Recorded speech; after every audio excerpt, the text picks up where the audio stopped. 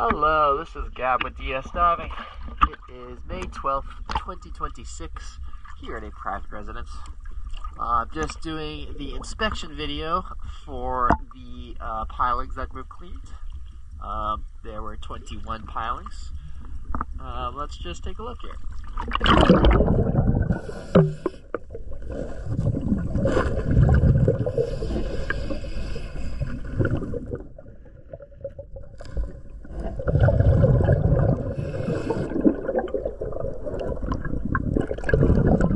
As you can see with these deeper piling wraps, the wraps don't actually go all the way to the bottom, leaving like 2 to 3 feet of the piling exposed. And also, as you can see, the wraps are kind of falling apart and will likely need to be rewrapped.